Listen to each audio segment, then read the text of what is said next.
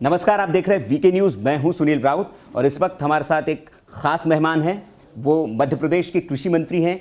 आप 5 बार मध्य प्रदेश से विधायक रह चुके हैं और कृषि मंत्री से पहले वे किसान भी हैं। उनके खाते में एक उपलब्धि ये भी है कि उन्होंने हरदा में कृषि मंडी में कृषकों के जो शोषण होता था वहाँ पर उसके खिलाफ आंदोलन चलाया था और उस आंदोलन से उन्होंने कृषकों को शोषण से मुक्ति दिलाई थी।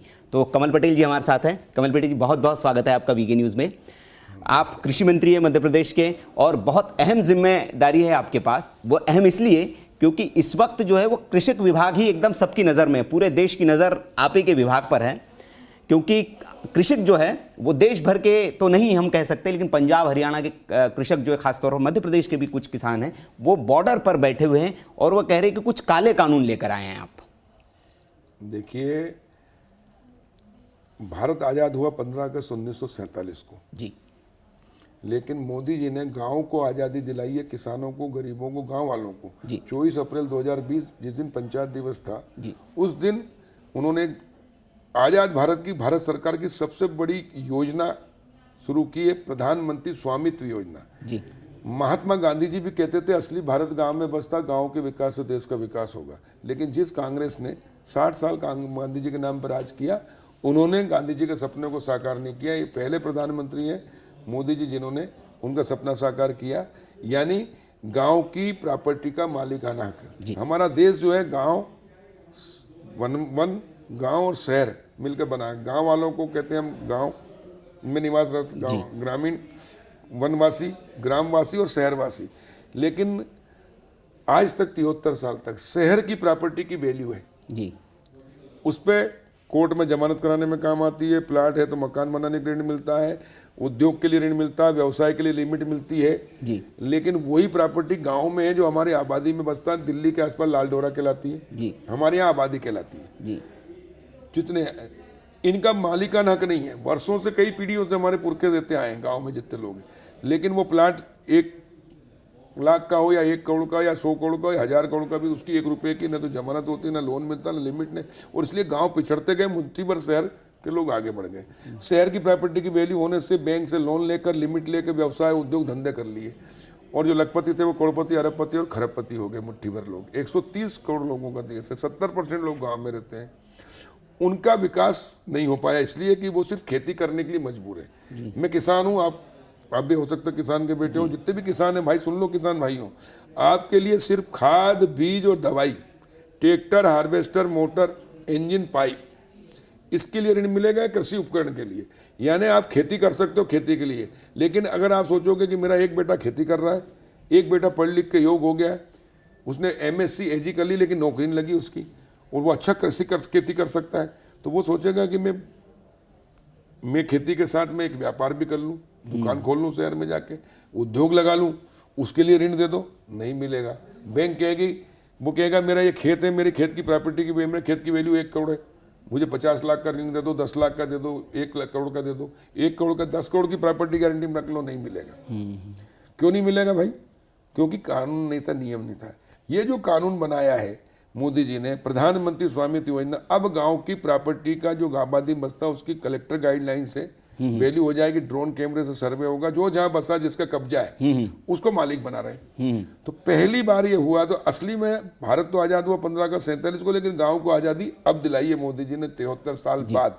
अब गांव आजाद हुए आर्थिक रूप से। नहीं, लेकिन जो भी आप कानून लाते हैं पटेल साहब, उसको कांग्रेस या बाकी लोग सब काला कानून बता देते, इसको भी तो काला नहीं बता देंगे वो? नहीं, बता दिया ना उन्होंने, लेकिन उनका काम ही है। अच्छा। तो इन्होंने तो कुछ किया नहीं जी, जो काम कर रहे हैं वो कर रहे हैं। मैं आपसे एक प्रश्न कर रहा हूँ कि कांग्रेस ने 60 साल राज किया, गांव में 1 किलोमीटर सड़क नहीं बनाई, गांव में एक पक्का मकान नहीं बनाया, गांव में एक शौचालय तक नहीं बनाया, गांव में पीने के पानी की व्यवस्था नहीं की, अंधेरे में रहते थे लाइट की व्यवस्था नहीं की, गैस टंकी चूल्हा गांव के तो क्या गरीब को क्या किसान को नहीं दिया, पीने के पानी की व्यवस्था नहीं की, न गांव में किसान को KCC बना के दिए, न प्रधानमंत्री फसल बीमा लाए, न गांव में कई सड़कें बने।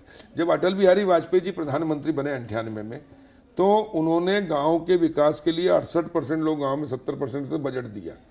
ये तो 80% शहर में देते थे, 20% गांव में देते थे। गांव में लोग 80% रहते थे, वहां कोई काम नहीं, इसलिए गांव पिछड़ गए। जब अटल जी बने तो उन्होंने दिया, तो उसे प्रधानमंत्री ग्राम सड़क, फसल बीमा योजना, किसान क्रेडिट कार्ड, कांग्रेस के राज में 18% ब्याज पर ऋण मिलता था जी और एक साल फसल खराब हो गई तो चक्रवृद्धि ब्याज जमीनें बिक जाती थी।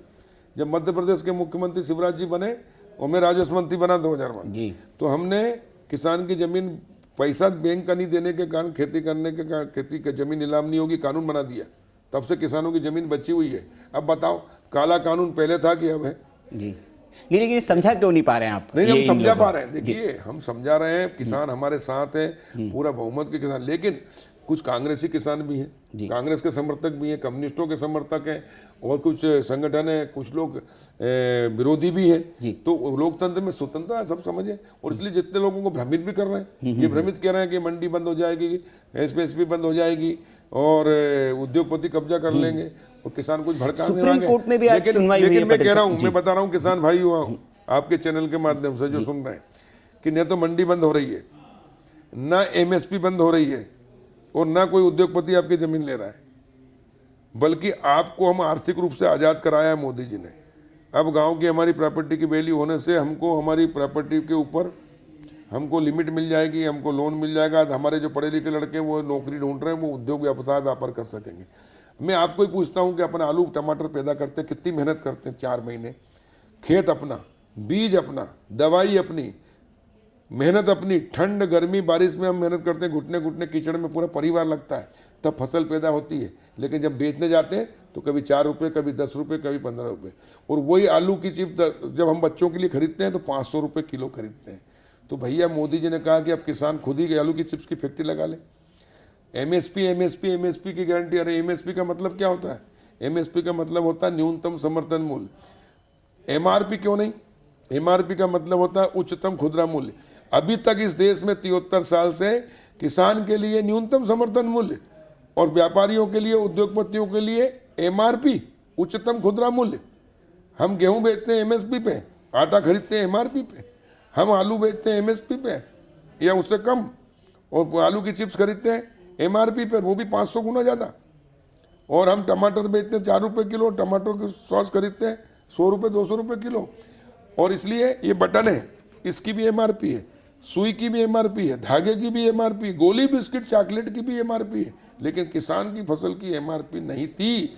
प्रधानमंत्री नरेंद्र मोदी जी ने ये जो कानून लाए, स्वामित्व योजना और 3 कृषि कानून, इसलिए किसान अब एमआरपी पे बेचने का अधिकार दिया है। इससे एक तो किसान को जो बिचौलिए कमाते थे, जो उद्योगपति कमाते थे, वो किसान कमाएगा। हमारे उपभोक्ताओं को जो कई गुना 500 गुना रेट में देते थे, 500 की जगह हम 250 में बेचेगा किसान, तो उपभोक्ताओं को 250 रुपये सस्ता मिलेगा और किसान को भी जो 10 रुपये मिलते थे उसकी जगह 250 मिलेंगे, तो 200 रुपये किलो कमाएगा। नहीं, तो अब पटेल किसान की आर्थिक स्थिति ठीक होगी।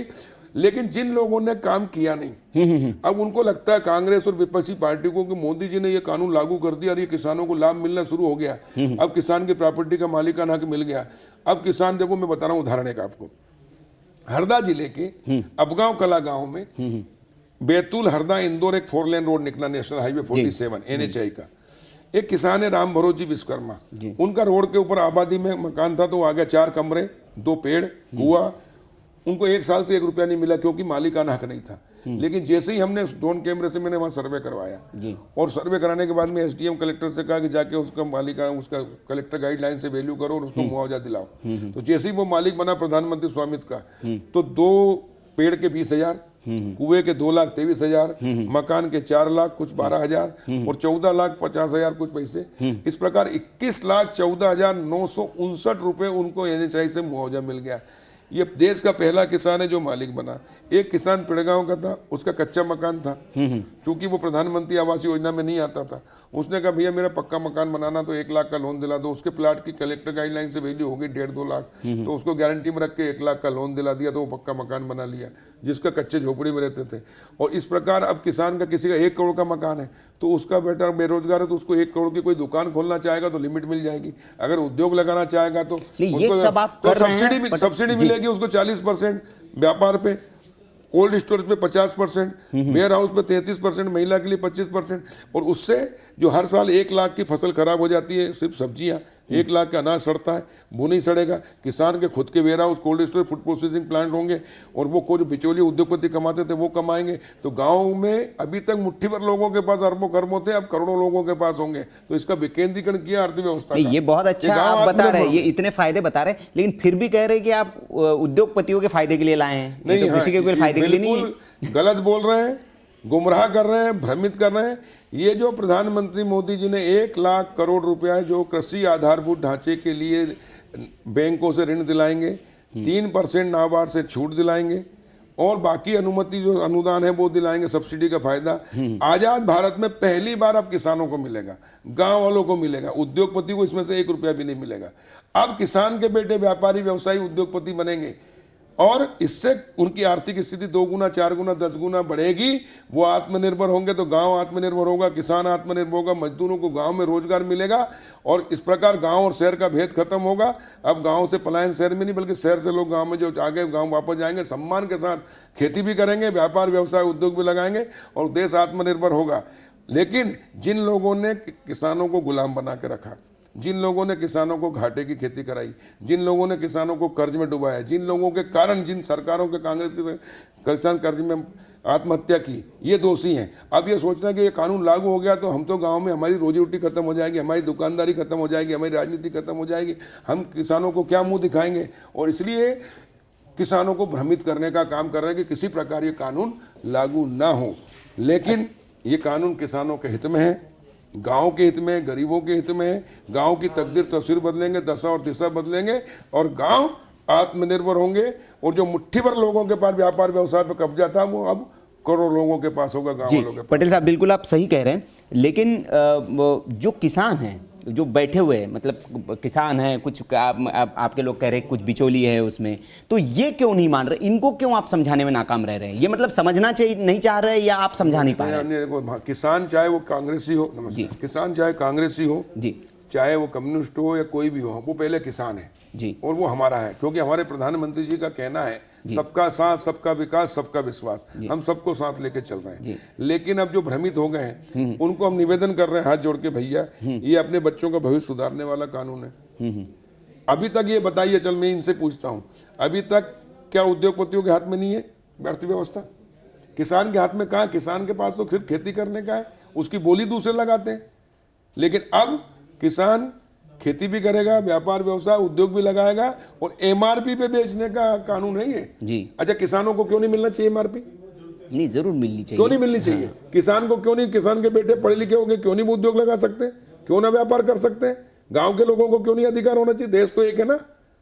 और अभी तक जितनी सब्सिडियां मिली है 73 साल में, सब शहर के लोगों को मिली है, गांव वालों को नहीं मिली है। और इसलिए अब व्यापार व्यवसाय उद्योग गांव वालों को दिया, तो बताइए अच्छा किया कि नहीं किया? और इसलिए जिन लोगों ने कुछ किया नहीं वो लोग विरोध कर रहे हैं, मुट्ठी भर लोग हैं। आपके कक्का जी आए हुए हैं मध्य प्रदेश से, कक्का जी नेतृत्व कर रहे हैं। अब क्या बोले इनके बारे में? मैं ये कह रहा हूँ कि जब मैं गांव में जाता हूँ या किसानों के बीच में कहते हैं तो पूरे किसान हमारा समर्थन करते हैं। कांग्रेस के विधायक के प्रत्याशी तक समर्थन किया जी। आपको किस्सा सुना रहे थे, वो जरूर सुना दीजिए दर्शकों को, कि कांग्रेस के लोग भी आपके मतलब समझाने के बाद हाथ खड़े कर देते हैं। मैं खातेगांव में एक सामूहिक विवाह में गया जी, और वहाँ कांग्रेस के लोग भी थे, कांग्रेस के नेता भी थे, जनप्रतिनिधि चुनाव लड़े हुए लोग थे। और मैंने जब उनसे पूछा कि बताइए आपका गांव में मकान है, बोले हाँ। और मैंने कहा अभी कलेक्टर एसडीएम आके आपके गांव में बोले कि आपका मकान अतिक्रमण में है और यहाँ से हम रोड निकाल रहे हैं, चौड़ा कर रहे हैं 40 फुट और आप तोड़ेंगे आपका, तो आपके पास कोई दस्तावेज है जिससे आप कह सकते हो कि नहीं हमारा अतिक्रमण में नहीं है? बोले नहीं है। तो मैंने कहा क्या है आपके पास? बोले यही कह सकते हैं कि हमारे बाप दादा के बाप दादा के बाप दादा वर्षों से रहते आए। मैंने कहा बाकी किसान जितने किसी के पास है? नहीं है।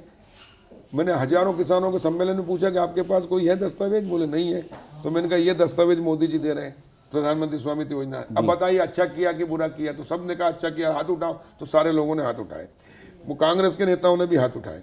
फिर मैंने कहा इस पर कलेक्टर गाइडलाइन से वैल्यू हो जाएगी, आपका लड़का पढ़ा लिखा है, ये खेती कर रहा है, एक दूसरा पढ़ा लिखा नौकरी ढूंढ रहा है, अब इसको व्यापार करना है तो उसको दुकान के लिए लिमिट मिल जाएगी, सीसी मिल जाएगी, ताकि रोलिंग चलता रहे। देखिए गांव का किसान का बेटा अगर शहर में आके दुकान खोलता है, किराए की या खुद की, घर वाले उसको एक बार माल भर देंगे, लेकिन बाकी दुकान जो शहर की वो उधारी चलती है, उसकी भी उधारी दे दी, पैसा नहीं आया तो उसके पास कोई सीसी लिमिट नहीं होती, क्योंकि गांव की प्रॉपर्टी की वैल्यू नहीं और खेती पे देते नहीं है। सिर्फ शहर में रहती है तो शहर के लोगों की दुकान तो चलती है, उससे रोलिंग हो जाती है, गांव वाला थोड़े दिन में घर आ जाता है और इसलिए उसके बेचारे का और घाटा करता है, तब वो फ्रस्ट्रेशन में आता है, कर्ज में आता है, आत्महत्या करता है।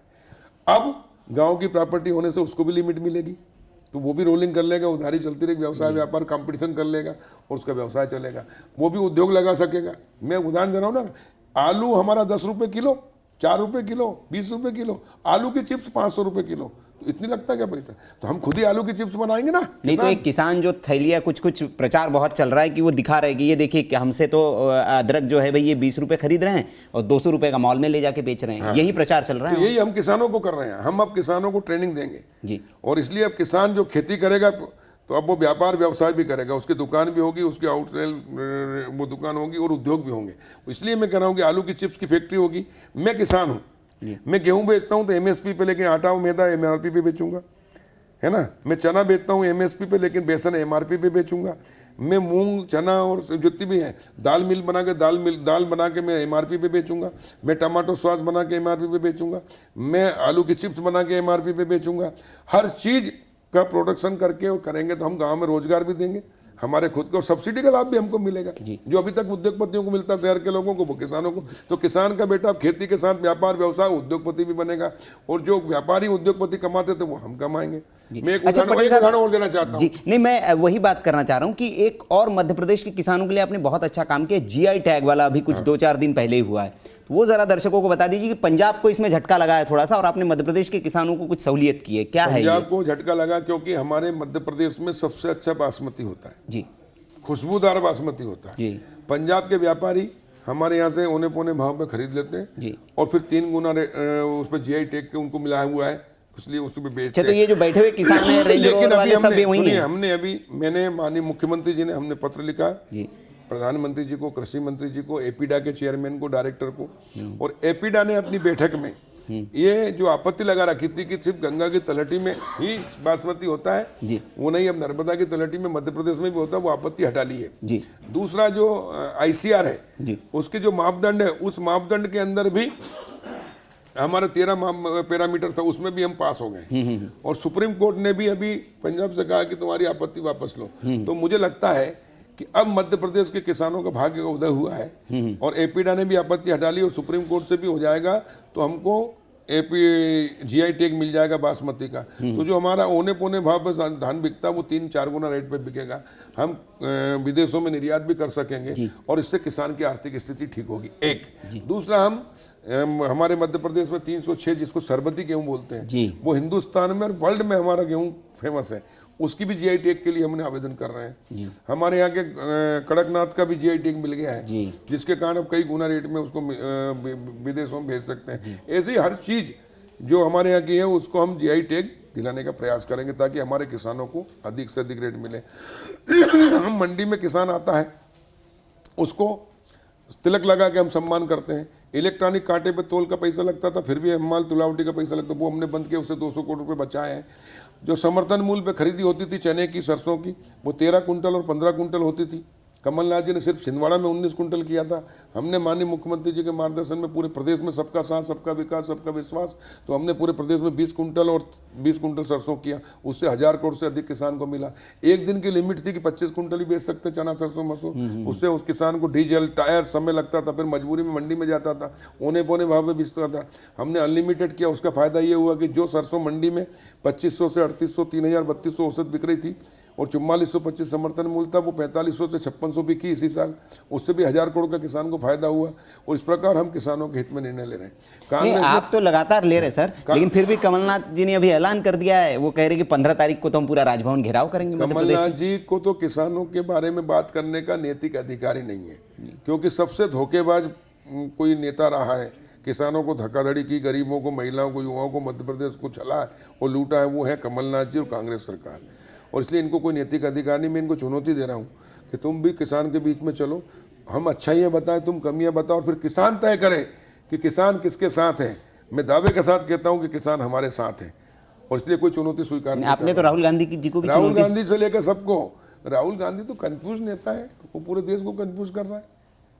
अभी भाग गए, इटली चले गए, किसान की बात आ गए, नानी गांव से वापस आ गए तो कोई काम के नहीं ना, आ जाए सामने, उनको ये नहीं पता कि आलू जमीन के नीचे पैदा होता है कि ऊपर पैदा होता है। वो कहते थे इधर से आलू डालेंगे उधर से सोना निकलेगा, इनको कुछ नहीं पता है।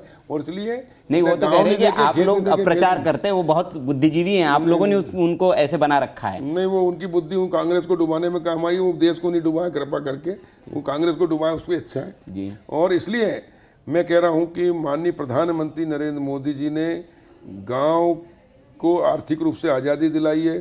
अब गांव की तकदीर तस्वीर बदलेगी। आत्मनिर्भर भारत का जो संकल्प है और 2022 तक किसान की आय 2 गुना करने की है।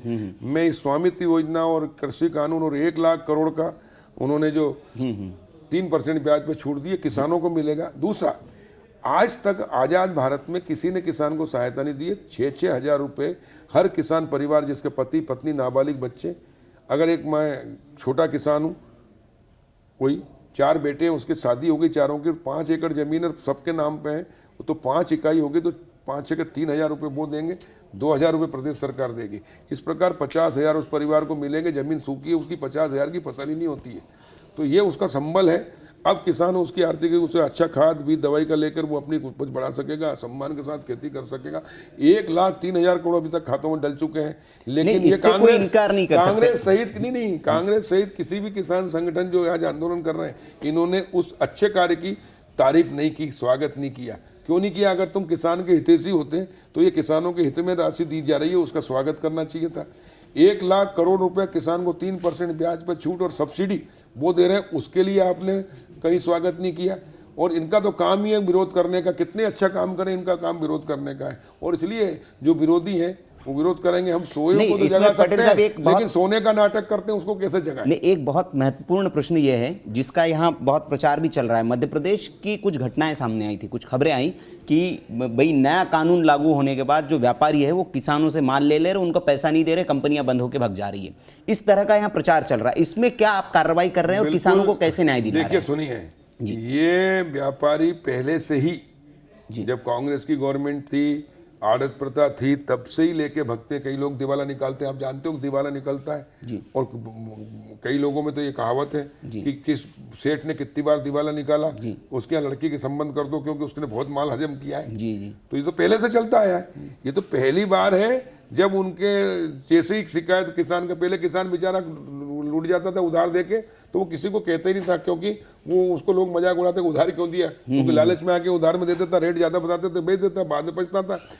इसलिए कोई कार्रवाई नहीं होती थी, कोई कानून नहीं था, गैर कानूनी खरीद कार्रवाई कर। अब तो इसको घर से खरीदने को भी कानून में लेके आए, और इसलिए अब व्यापारी के खिलाफ FIR हो रही है, व्यापारी की संपत्ति कुर्क हो रही है, उससे किसान को पेमेंट दिला रहे हैं। संपत्ति कुर्क की भी की है, नहीं कई कर दी है। मैं बता रहा हूँ, खेतिया के व्यापार किसान का मध्य प्रदेश के व्यापारी ने माल खरीद दिया, पेमेंट नहीं किया, बड़वानी जिले के, तत्काल वो SDM के पास आया, 24 घंटे में उसको पेमेंट कराया। जबलपुर जिले के पाटन के किसानों का करीब 24-25 लाख रुपए नहीं दिया था, तत्काल 24 घंटे में पेमेंट कराया। और अब किसान भाइयों से भी हम निवेदन कर रहे हैं कि आप किसी को उधार दें तो सौदा करें, और उधार दे ही नहीं किसी को। अगर कोई व्यापारी आता है कि आपका माल हम 2100-2200 में खरीद रहे हैं गेहूँ, खरीदो, घर से खरीदो, वो पेमेंट कहेगा 3 दिन बाद दूंगा, तो कहना 3 दिन बाद डिलीवरी ले जाना। वो कहेगा 5 दिन बाद दूंगा, तो 5 दिन बाद हम डिलीवरी देंगे, 10 दिन बाद तो 10 दिन बाद। क्यों? ताकि किसी के चक्कर नहीं लगाना पड़े। उसके बावजूद भी अगर लिखित में एग्रीमेंट है तो सरकार किसान के साथ है। हम प्रशासन से तत्काल कार्रवाई कराकर और उसके पेमेंट जब्त, संपत्ति जब्त करके, उस पर FIR करके, उसकी कुर्क करके, उससे नीलाम करा के किसान को देंगे। ये पहली बार किसानों को वापस मिल रहा है, और इसलिए ये सरकार किसानों की सरकार है, और इसलिए हम किसान को किसी तरह से अब लूटने पीटने नहीं देंगे, और जो लूटेगा पीटेगा उसके खिलाफ कार्य कर रहे हैं। नकली बीज, नकली खाद, नकली दवाई देने वालों के खिलाफ हम रासुका लगा रहे हैं, उनके खिलाफ हम कार्रवाई कर रहे हैं। नहीं, मामा तो बहुत खतरनाक मूड में कह चुके हैं। उसके कारण लोगों में, बेईमान लोगों में हड़कंप है। मिलावटखोरों के खिलाफ हम बड़ा कानून, खतरनाक कानून बनाए, जिसमें उनको 10 साल की सजा और आजीवन सजा भी दे रहे हैं।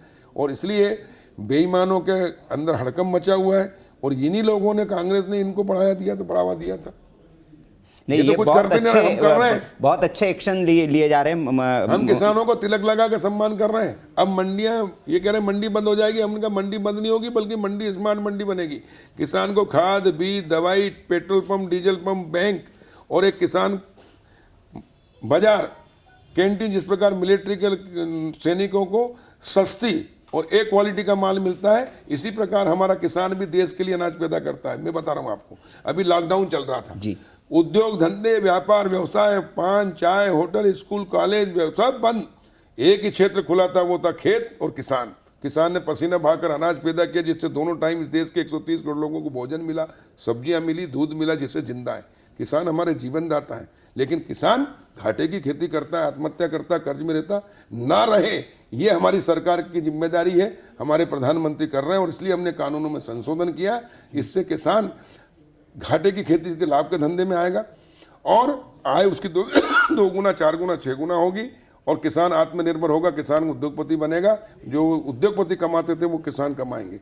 और इसलिए अब गांव आत्मनिर्भर होंगे, देश आत्मनिर्भर होगा। और इसलिए आइए आप और हम सब मिलकर किसान को आत्मनिर्भर बनाएं, गरीबों को रोजगार दें, गांव को आत्मनिर्भर बनाएं और देश को आत्मनिर्भर बनाएं। 21वीं सदी भारत की सदी बनाएं। स्वामी विवेकानंद जी कहते थे कि 20वीं सदी अंग्रेजों की, लेकिन 21वीं सदी भारत की होगी।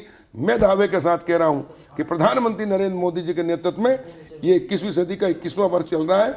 ये भारत की सदी होगी, ये वर्ष भारत का होगा और पूरी दुनिया में भारत सिरमौर होगा। जी, तो पटेल साहब, मैं अंतिम सवाल आपसे पूछूंगा कि आपकी ओर से एकदम क्लियर कट बात है, आप चाह रहे हैं कि किसानों का भला हो, किसानों के भले के लिए आप बता रहे कानून है, लेकिन जो संगठन है, किसानों के जो संगठन है जो इसका विरोध कर रहे हैं, वो कह रहे हैं कि नहीं, ये काले कानून है, उसको रद्द किया जाए, इससे नीचे हम कुछ मानेंगे नहीं। तो क्या आप रास्ता देख पा रहे हैं, क्या आप करेंगे, कैसे इन्हें समझाया जाए कि ये रास्ता निकले? देखिए, लोकतंत्र में जी सबसे बड़ी शक्ति होती है जनता जी, और जनता के चुने हुए प्रतिनिधि होते हैं विधायक, सांसद या जनप्रतिनिधि से लेकर प्रधानमंत्री तक। और देश का कानून भी ये कहता है कि संसद को अधिकार दिया गया है। और लोकतंत्र में सबसे बड़ा मंदिर देश का संसद है, लोकसभा और राज्यसभा। ये कानून लोकसभा और राज्यसभा से पारित हुए हैं, किसानों के हित में है, गाँव के हित में है। और इसलिए कुछ लोग जो विरोधी हैं पार्टी के, या जो कुछ नहीं चाहते हैं कि देश आगे बढ़े, किसान आगे बढ़े, कुछ लोगों के कहने से तो देश नहीं चलेगा। देश चलेगा जनता से, जनता के प्रतिनिधि से, कानून से, लोकसभा से, राज्यसभा से और न्यायालय से।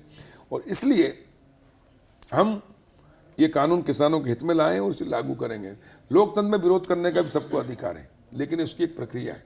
हाँ, इस कानून में कोई कमियां है तो भारत के प्रधानमंत्री जी, भारत सरकार ने, कृषि मंत्री ने कहा है, आइए हमको बताइए, अगर कहीं कमी हो तो हम उसको दूर करेंगे। आज भी हम कमियां दूर कर सकते हैं और कोई बुराई नहीं उसमें। लेकिन कोई ये कहे कि नहीं बिल्कुल ये काले कानून है और ये है, तो ये तो हर चीज़ को काला कानून बोलते हैं।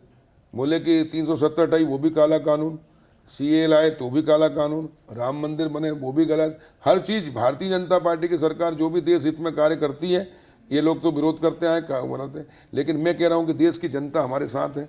अभी चुनाव हुए मध्य प्रदेश में, गुजरात में, उत्तर प्रदेश में, बिहार में, यही कानून लागू होने 6 महीने के पहले कानून लागू हो गया 5 जून से। उसके बाद कांग्रेस ने, विपक्षी पार्टियों ने, महागठबंधन ने पूरा किसान को काला कानून और उद्योगपतियों के हाथ में दे दिया, सब कर दिया। लेकिन इन राज्यों की जनता ने भारतीय जनता पार्टी के ऊपर विश्वास किया, प्रधानमंत्री जी के ऊपर विश्वास किया और तबीयत से वोट दिया किसानों ने, गरीबों ने, गांव के लोगों ने, और उससे हमारी सरकार बनी है, स्थायी सरकार है। तो बताइए, लोकतंत्र में जनता बहुमत यह है कि कुछ संगठन और कुछ विरोधी लोग कहते हैं तो उसके हिसाब से चलेगा। और इसलिए देश कानून से चलेगा, देश बहुमत से चलेगा और हम बहुमत का भला करना चाहते हैं। लेकिन जिन लोगों ने कुछ किया नहीं और जो करने देना नहीं चाहते, उनके कहने से नहीं चलेगा, नहीं चलेगा।